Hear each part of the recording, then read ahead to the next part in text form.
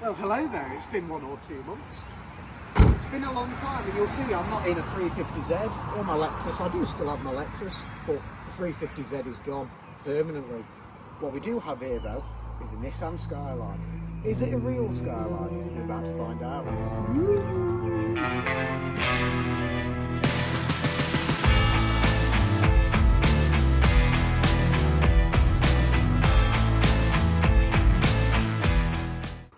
So the real argument is, this isn't a Skyline, because it doesn't have an RB engine in it. Well, I'll have you very well know that the original Skylines didn't have RBs either.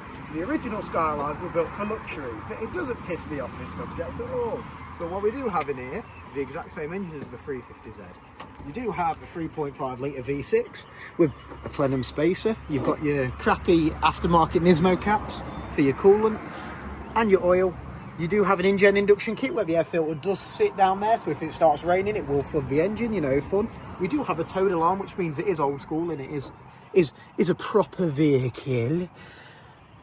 And we have a battery tray that isn't like, it's actually fitted, so I'm not going to chuck it on the floor. Meanwhile, And it's not going back on, so we'll just put that off.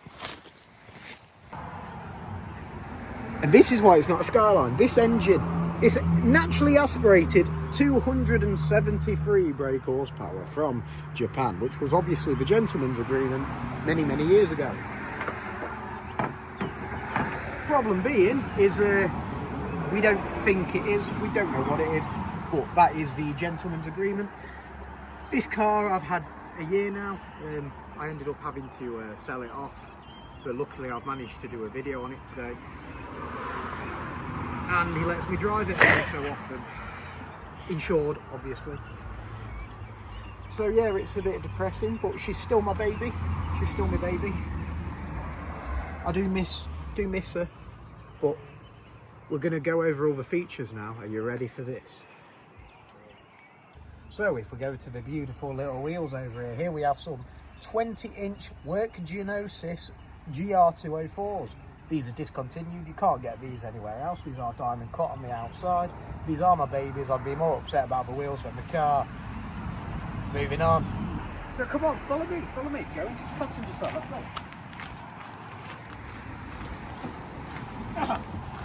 Problem being, is we're going to talk about my main problem. It's an automatic. brother, this guy stinks! And we do have a transmission fault that I've got to try and sort out for them. I really can't be arsed. Here we have vents that move. Moving vents, move. We have a radio and a bunch of speakers that don't work that I've got to sort out. We've got a screen with a bunch of Japanese writing. And when the screen works, which I will make it work because that also is not working, it will speak Japanese, it will have Japanese logos, it will be mint, okay? We've got sun visors with an extra visor attached to them all. We've got our standard sunglasses compartment, you know, it's a 2003. You got cover 1 and your cup holder, that's cover 2. You do have a cigarette lighter. It is a CEO Japanese vehicle, which means a lot of people would have been smoking, and the previous few owners had smoked in it, as you can see by all the yellowing that I've also got to try and clean out from. Here we have a power button. You've got snow, you've got AT, which is your standard power, and you've got power. So that is just throttle response. However, the power does increase your horsepower a tiny little bit, to my knowledge. You have your folding windows, your window adjusters. You do have volume, and you control your mode and your power for your radio. The problem is the original radio does not work, so I've then got to do that anyway. Electric windows all around. It is 4 seats. Ignore the mess in the back. There is a subwoofer in the back, and we're going to go to the boot now, you know, where all the dead bodies hide.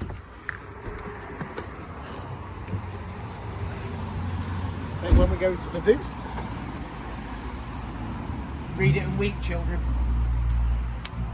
Read it and weep. Cry me a river. Cry me a fucking river, Barry. Ignore the mess. It is quite a big boot. It fits a lot of tools in it. Basically, the car is untrustworthy, which means I've got to keep a lot of tools in, including cam and crank sensors. It still has its spare wheel, and if you look here, It actually tells you how much can fit in the boot by golf bags, which is the classic Japanese way for posh businessmen. The wiring has already been repaired by me as that was screwed. This is naturally polarised from factory, and you do have two massive subwoofers and rear light there. Probably can't see it. And it does have a Jack Speed K4 exhaust. That's basically all the main features of the car. We're going to go for a drive.